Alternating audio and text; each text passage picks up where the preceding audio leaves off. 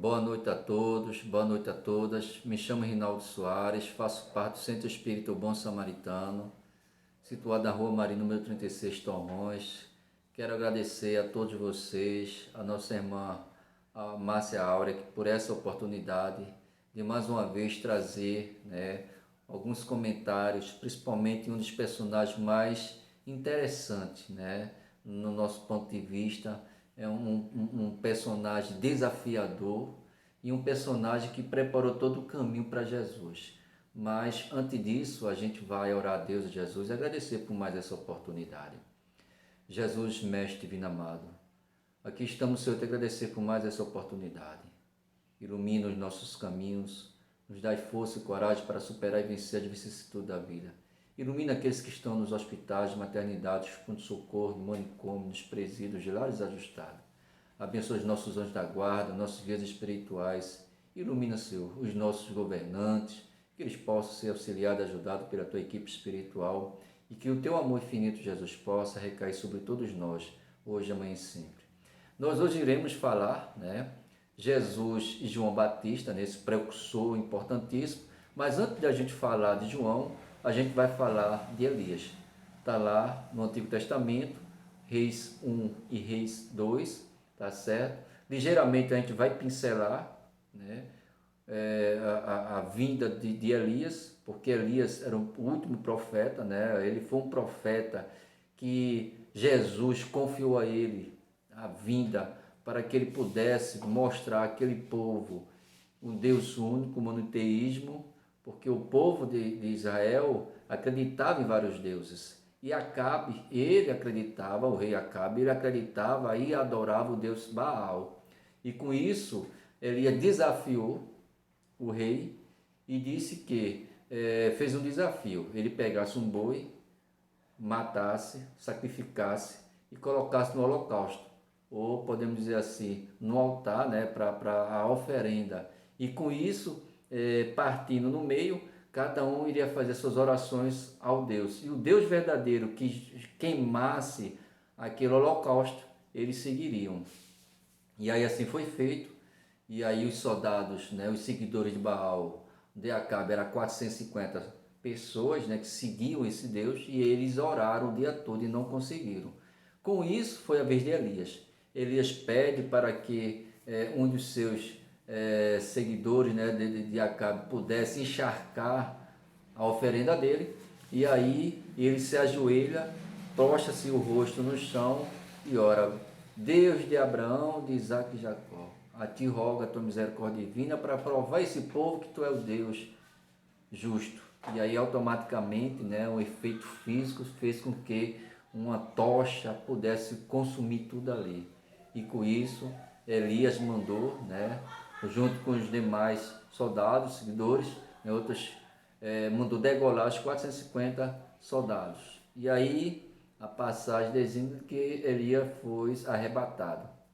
E a gente não tem um subsídio melhor do que aconteceu. Esse foi o fim de Elias. E aí nesse período, alguns profetas, entre ele Elias e Malaquias, ele vai profetizar a vinda de Elias para preparar o caminho para Jesus. E a gente vai ver em Isaías 40, capítulo 40, versículo 3, dizendo o seguinte: voz do que clama no deserto. Por que clama no deserto? Porque era a vida diária de Elias, que vivia no deserto, comia, se vestia de uma roupagem de pelo de camelo, e se alimentava de mel silvestre. E essa designação que Isaías vai dizer: voz do que clama no deserto, preparai o caminho do Senhor, endireitai no ermo vereda a nosso Deus. Ou seja, preparai todo o caminho para o Senhor. E Malaquias, o último profeta da Bíblia, vai dizer o seguinte, capítulo 3, versículo 1: eis que eu envio o meu anjo, que preparará o caminho diante de mim, e de repente virá ao seu templo o Senhor, a quem vos buscais, o anjo do concerto, a quem vos desejais. Eis que vem diz o Senhor dos Exércitos. Ou seja, Malaquias já profetiza a vinda de Jesus, né, do Messias que os hebreus estavam aguardando, estavam esperando, né? E aí, Malaquias capítulo 4, versículo 5 vai dizer o seguinte: e eis que vos envio o profeta, olha lá, a reencarnação, envio o Espírito ou o profeta de Elias, antes que venha o dia grande e terrível do Senhor, ou seja, antes que venha Jesus. Mais adiante a gente vai ver Malaquias finalizando com a sua profetização, o último profeta, isso 430 anos antes da vinda de João Batista, e ele vai dizer o seguinte: converterá Elias o coração dos pais aos filhos e o coração dos filhos aos seus pais, para que eu não venha a ferir a terra com a maldição. Ou seja, iria conduzir, né? Iria preparar todas aquelas pessoas para o arrependimento, para o caminho do Senhor. Portanto, essa foi a profetização, né, de Malaquias, o último profeta do Antigo Testamento. De lá para cá houve 400 anos sem nenhum profeta. E aí houve um preparo, né, de cultura, de política, de região, de pessoas que vieram, né, para preparar todo o caminho do Senhor. A gente vai ver agora no Novo Testamento, né, um sacerdote, né, Lucas, o anúncio do nascimento de João Batista. Existia na época de Herodes, né, no templo, né, um sacerdote chamado Zacarias, e que esse homem, né, olha que coisa interessante, a família, o casal que não tivesse um filho ou uma filha era considerado amaldiçoado. Que coisa interessante, né? E todas as vezes Zacarias ia ao templo para orar. Ele vinha orando a Deus para que Deus não amaldiçoasse a sua família e que lhe desse a ele a oportunidade dele ter um filho, né? E aí, diante, né, das circunstâncias, né, porque era escolhido pessoa justa, honesta, trabalhadora, que se conectava com a espiritualidade amiga, com Deus, né, com os bons espíritos amigos de luz, dentro da sua conduta reta, honesta, né, exemplar, né? E eis que ele orava porque a sua esposa era estéril, já era de uma idade bem avançada. E houve um acontecimento muito interessante, e que nessa escolha ele foi e acendeu o incenso, né? E diante desse incenso, a gente vai ver que houve um acontecimento naquele local. Eis que apareceu o anjo Gabriel, anunciando a ele que as preces dele foram ouvidas pelo Senhor e que Deus dará à mulher dele um filho. E ele indaga: como isso vai acontecer? Se eu e minha esposa é velho, me dás um sinal? E aí o anjo, o Espírito vai dizer: tu irás de hoje em diante ficar mudo e surdo, e só falarás quando a criança nascer. E esse filho porá o nome dele de João. E aí a gente vai ver adiante, né? E ele vai dizer: e irá diante dele no espírito, olha, e virtude de Elias. Olha a confirmação de Malaquias. A vinda do espírito, Elias, agora em um novo corpo, para converter os corações dos pais aos filhos. Olha lá o que Malaquias falou. E os rebeldes aos prudentes. Os rebeldes à prudência dos justos, com o fim de preparar o Senhor, preparar ao Senhor para o povo que disposto, ou seja, preparar o caminho para aqueles que pudessem seguir Jesus. Disse então Zacarias, né, como isso iria acontecer, e eis que os espíritos, né, o Espírito vai dizer que a mulher dele vai conceber, esse espírito, né? E saindo dali, todos ficaram preocupados. Por quê? Porque a demora. Dali se encontrava Zacarias dentro do templo, né? Dentro e acendia de acender principalmente o censo, e do acontecimento. E quando ele sai, todos ficaram abismados, né? E ele sem saber falar. E tempos depois vai ver que Isabel estava gestante, né? E aí, uma coisa interessante também que a gente vai ver no Alcorão, a gente viu ali o Antigo Testamento e o Novo Testamento, e agora a gente vai ver no Alcorão as mesmas narrativas que Maomé traz no Alcorão. Na terceira surata, a família de Ira. Ira significa de Maria. Ele vai falar um pouco da família de Maria, até porque Zacarias e Isabel era prima legítima de Maria, né? A convivência era contínua, constante ali. E aí, no capítulo 3, 38, capítulo 3, de 38 a 41, é a mesma narrativa. Então Zacarias rogou ao Senhor, dizendo: ó Senhor meu, concede-me uma ditosa descendência, porque és inexorável por excelência. Ele pede a Deus misericórdia para que ele venha a ter uma criança, né? E o anjo aparece e anuncia a ele, né, de que Alá te anuncia o nascimento de João, que corroborará o verbo de Alá, será nobre, casto e um dos profetas virtuosos. Olha lá, fala todas as questões que o Antigo Testamento falou e que Lucas também trouxe. E diz mais: ó meu Senhor, como poderes ter o filho, se a velhice me alcançou, a minha esposa é estéril. E disse o anjo: assim será Alá, faz o que lhes apraz. E aí ele fica também mudo, ele fica sem falar, ele fica sem ouvir e deixa os acontecimentos ter, né, a sua disposição. E aí Lucas continua, né? Maria visita Isabel, porque o anjo se apresenta também a Maria, anuncia também de que ela será escolhida, né, agraciada perante a Deus, e que ela terá também um filho, né? E aí ele vai dizer: também a tua irmã, a tua prima Isabel, já está em 6º mês de um filho também. E aí Maria vai até a aldeia visitar Isabel. E aí quando ela faz a saudação a Isabel, olha que coisa interessante, porque é uma montanha, uma distância, né? E Maria foi lá comprovar verdadeiramente se de fato é verdade. E quando Maria saudou a sua prima, olha o que aconteceu. E aconteceu que, ao ouvir Isabel a saudação de Maria, a criancinha soltou no seu ventre.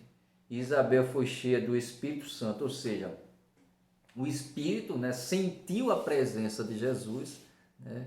É engraçado essa questão, e ele traz, né, uma aclamação influenciada, mediunizada. Isabel de seguir, exclamou com grande voz e disse: bendita tu entre as mulheres e bendito o fruto do teu ventre. Ou seja, o Espírito reconhece que Maria traz no seu ventre um espírito de luz, traz o Senhor.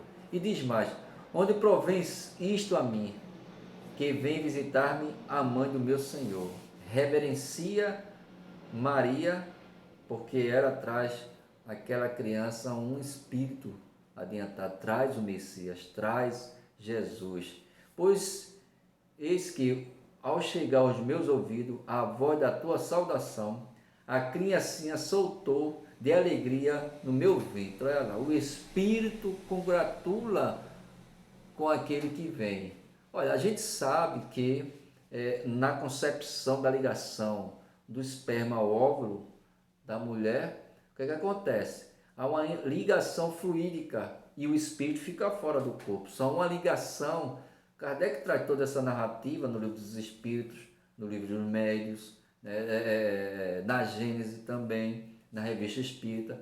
Portanto, é essa ligação que faz com que o espírito fique fora e receba toda a sensação. Leão Denis também traz esse esclarecimento, né? O retorno do espírito à vida corpórea, E aí a gente vê a sensação que o Espírito percebe da presença de Jesus no ventre, né? na ligação espiritual que ambos ali se têm.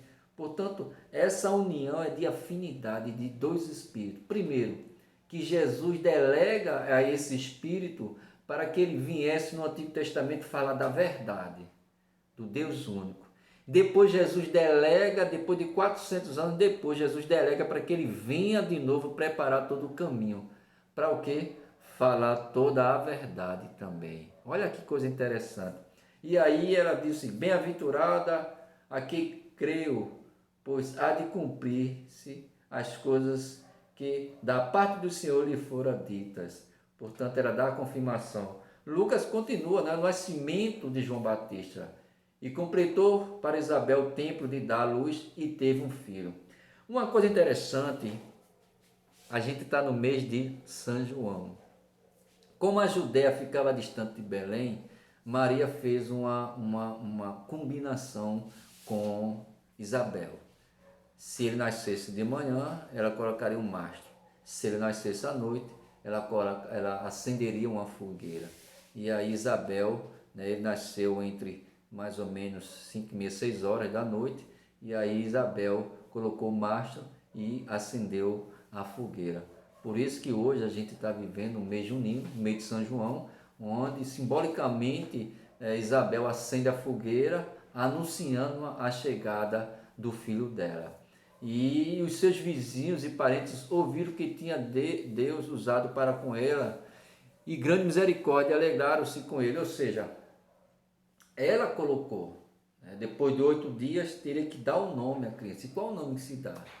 E aí Maria, muitos disseram, dá o nome do pai. Isabel disse, não, vamos dar o nome dele, chamará João. E aí elas, bem, não tem ninguém na tua família com esse nome, como se dará isso?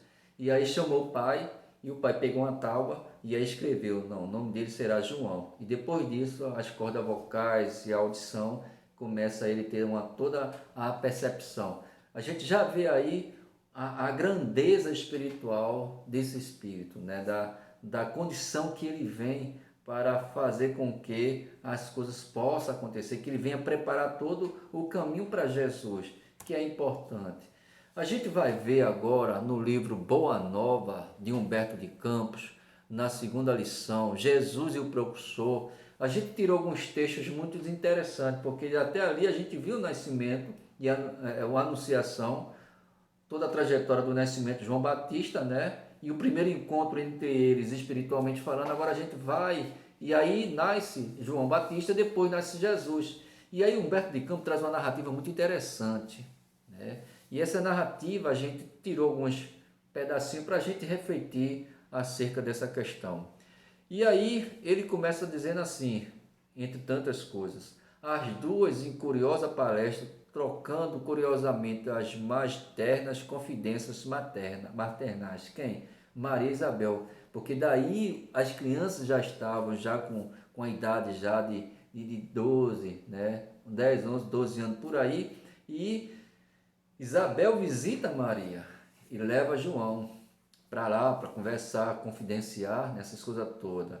E aí ela continuou, o que me espanta, dizia Isabel, com carinhoso sorriso, é o temperamento de João, dado às mais fundas meditações, apesar de sua pouca idade. João já estava numa compreensão, numa maturidade espiritual muito grande, de tal ponto que o comportamento dele era diferente de outras crianças. E Humberto de Campos continua, não raro, procurou inutilmente em casa para encontrá-lo, quase sempre entre as figueiras bravas ou caminhando ao longo das estradas adustas, como se a pequena fronte estivesse dominada para graves pensamentos. Ou seja, João já estava imaginando, né, como seria a sua trajetória quando ele chegasse à idade adulta. De preparar todo o caminho para Jesus. E continua Humberto de Campos, essas crianças, a meu ver, respondeu-lhe Maria, intensificando o brilho suave de seus olhos, trazem para a humanidade a luz divina de um caminho novo. Olha só. Traz a luz divina para a humanidade e para um caminho novo. Olha lá, João prepara, Jesus continua. Um caminho novo. E ela continua. Maria e Isabel avistaram seus filhos lado a lado, sobre uma eminência banhada pelas derradeiros raios vespertino, já chegando já a tardezinha. De longe, afigurou-se-lhes que os cabelos de Jesus esvoavam-se ao sopro carinhoso das brisas do alto. Seu pequeno indicador mostrava a João as paisagens que lhes multiplicavam a distância, como um grande general que desse a conhecer as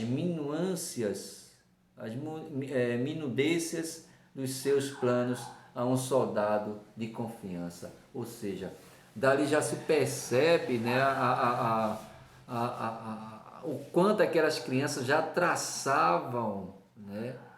E Jesus já dizia o que é que ele iria fazer, como ele iria fazer, traçava, se podemos dizer assim, ele desenvolveram, né, toda uma trajetória de como se daria isso, né? E Humberto de Campos continuou: quem poderia saber qual a conversação solitária que se travara entre ambos? Eu fico imaginando assim, Jesus dizer: ó João, tu vai, prepara, né, batiza todos, organiza tudo, e no tempo certo eu me apresento, tu me batiza, e aí eu dou continuidade.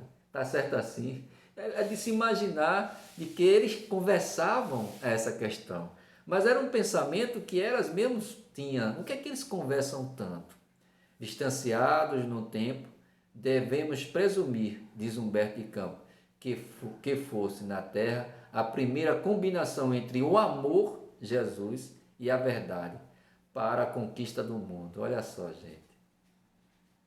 Tu fala a verdade e eu vou trazer o amor para a humanidade. Que coisa linda, né?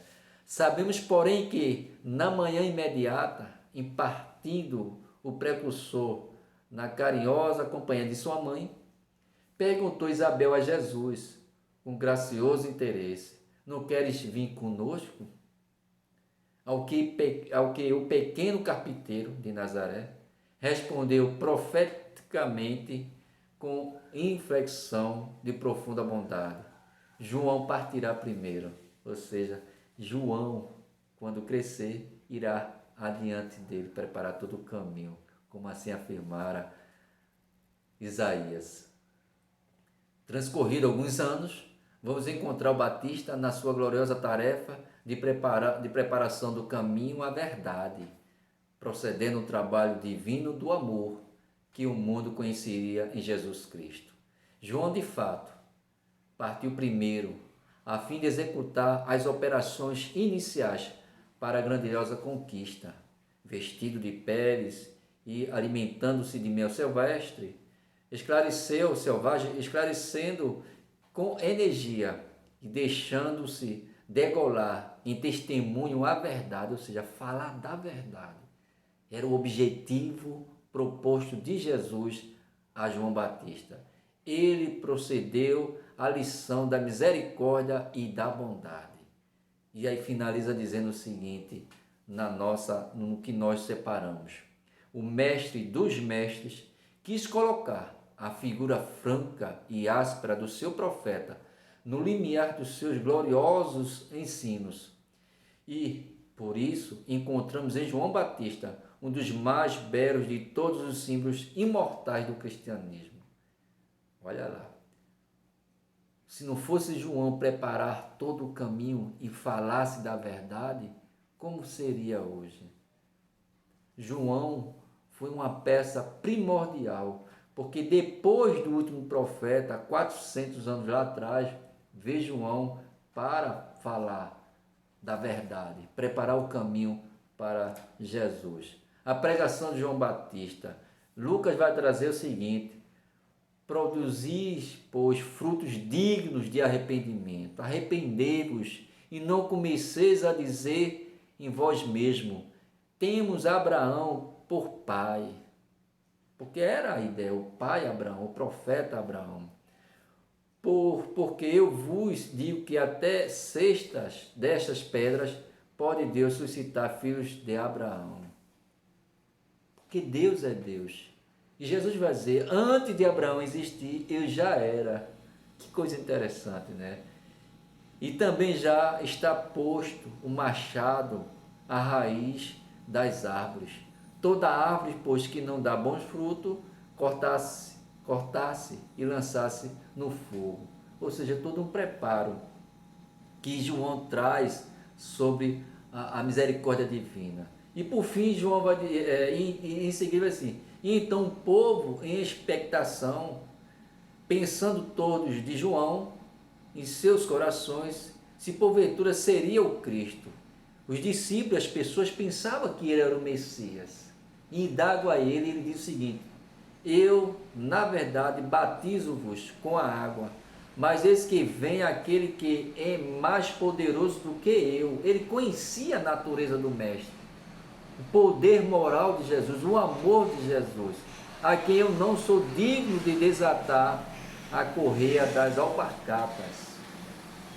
Eu vos batizará com o Espírito e com o fogo, e ele tem a pá na sua mão, e limpará a sua eira, e ajuntará o trigo no seu celeiro, mas queimará a palha com fogo que nunca se apaga.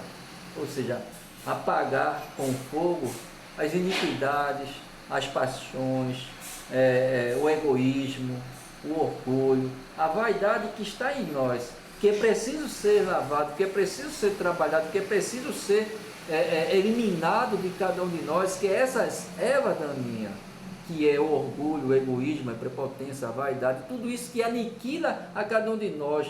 Portanto, olha o que João Batista veio preparar o caminho. Mas virá ele preparar tudo isso, os nossos corações, preparar tudo isso para que a gente possa ter uma convivência cristã com Jesus, na nossa conduta diária, constante. E mais adiante a gente vai ver o batismo de Jesus. Agora sim, o encontro de Jesus com João Batista. Lucas vai trazer no capítulo 3, versículos de 21 a 22. E aconteceu que, como todo o povo se batizava, sendo batizado também Jesus, orando ele, o céu se abriu, porque foi um momento, né, muito especial. João, de verdade, ele não queria batizar Jesus, porque ele sabia que ele era o Mestre, que ele era o Messias.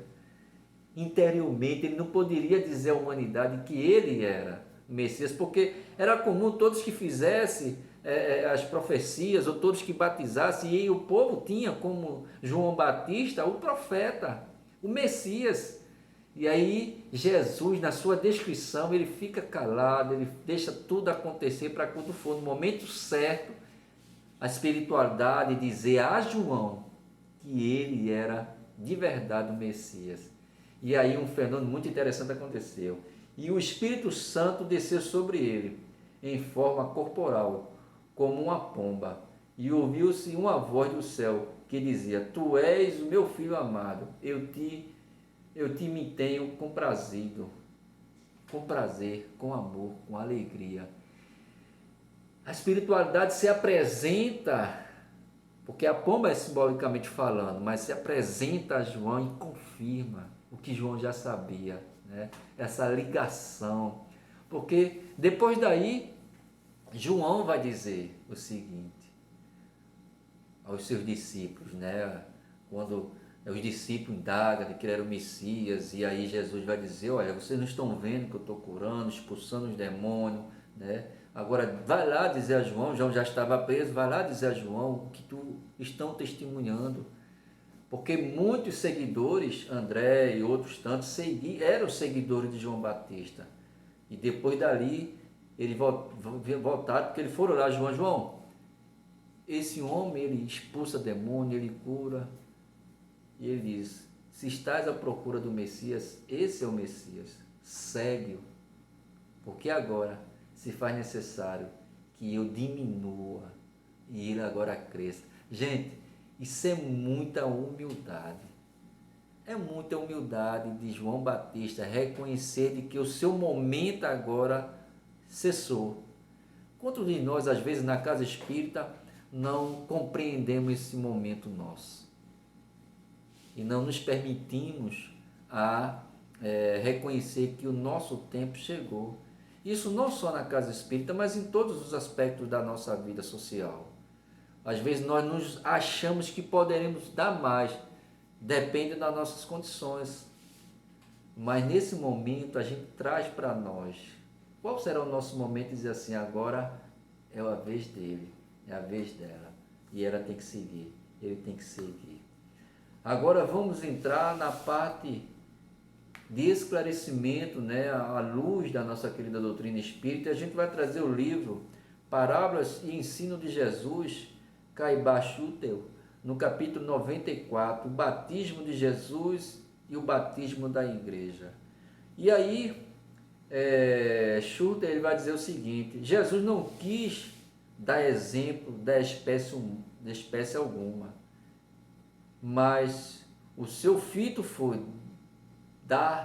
dar-se a conhecer a João, o seu precursor, para que ele se desempenhasse da missão e de apresentá-lo como o Messias que devia vir. Ou seja, dar a oportunidade, apresentar à sociedade, mostrar às pessoas de que ele é o Messias prometido pelos profetas, pelos antigos profetas, e que dali diante todos deveriam seguir Jesus. A missão dele é essa, de apresentar Jesus à sociedade. Ele foi o precursor, foi ele que preparou todo o caminho para Jesus.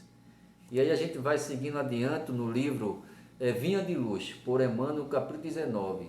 Executar o bem. E ele traz uma perícope, ou seja, um capítulo e um versículo dizendo o seguinte: e ele lhes disse, não pensais mais do que vos está ordenado. João Batista, Lucas 3,13.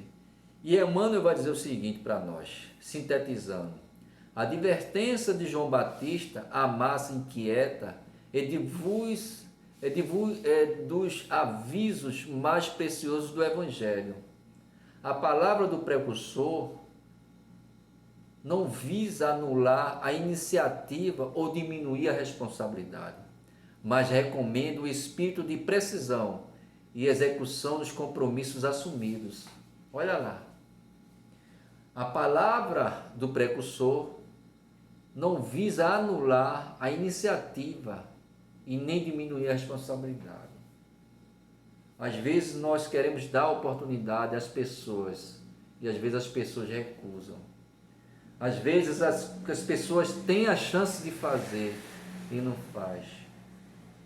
Às vezes a gente vê que a pessoa tem a possibilidade de realizar, mas ela se esquiva. Ou às vezes a gente também não deixa que realize a tarefa, porque ela se acha capaz, ela sabe que pode realizar. E muitas das vezes também existe outra questão. Às vezes nós pedimos coisas que talvez não esteja no nosso alcance, na nossa condição de realização. E é preciso a gente ter essa maturidade. E é isso que ele diz. Mas recomendo o espírito de precisão e execução dos compromissos assumidos. Se você tem esse compromisso, assuma com amor, com dedicação, com retidão. Não peça mais além daquilo que você está fazendo, porque você não fará bem um e nem executará o outro melhor. É melhor ficar com um. E ele conclui dizendo o seguinte: nos círculos evangélicos da atualidade, o conselho de João Batista deve ser especialmente lembrado. Lembrado. Ou seja, se eu posso fazer isso, eu vou me dedicar a isso. Nem mais, nem menos. Porque quando eu for fazer, eu vou fazer com amor, com dedicação. Porque foi isso que fez João Batista. Ele veio preparar o caminho, ele veio preparar o povo, ele veio fazer com que aquelas pessoas renunciassem às suas más inclinações, renunciassem às paixões do mundo para receber o Messias. E nós? O que é que nós estamos fazendo na casa espírita? Será que nós estamos assimilando bem as instruções, as orientações trazidas pelo alto através das palestras, ou através das instruções, orientações mediúnicas, ou através dos livros bem doutrinários? É preciso a gente parar para analisar. Vamos agora no livro Pão Nosso, por Emmanuel, capítulo 10, Salários. E uma perícope, ou melhor, uma passagem também de João. E contentai-vos com o vosso soldo. João Batista, Lucas 3,14. E Emmanuel inicia o seguinte: a resposta de João Batista aos soldados que lhes rogavam esclarecimento é modelo de concisão de bom senso. Porque o soldado indagava: e nós? O que nós iremos fazer diante dos nossos comandantes, daqueles que mandam em nós? E ele continua: inúmeras pessoas seguem da mocidade à velhice do corpo, ansiosas e descrentes, enfermas e aflitas, por não se conformarem com os ordenados mensais que as circunstâncias do caminho humano lhes assinalam, dentro dos imperscrutáveis desígnios. É preciso saber administrar para saber conviver. Isso não só no aspecto financeiro, mas da vida. Como nós estamos empregando o nosso tempo? Será que nós estamos empregando o nosso tempo com as melhores resoluções da nossa vida? Será que nós estamos nos qualificando? A gente está diante de uma pandemia nos dias atuais e a gente está vendo muitas almas sendo convidadas à pátria espiritual. E aí o que nos resta a refletir é o seguinte: e nós que estamos aqui, o que é que nós estamos aproveitando diante desse momento em nosso proveito mesmo? E nos qualificando e nos preparando, o que é que nós estamos levando de bom para a humanidade? Será que nós estamos incorporando João Batista para ajudar outros irmãos do caminho a se encontrar, a voltar ao caminho?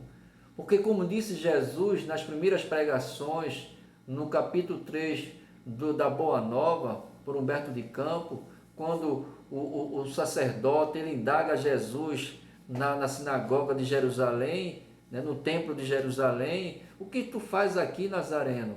Jesus disse: eu vim implantar o reino de Deus no coração dos homens. E aí Ana indaga: como tu irás fazer isso? E Jesus diz: eu contarei com os homens de todos os lugares do mundo essa empreitada, porque é de Deus vir fazer com que os homens possam voltar ao Pai.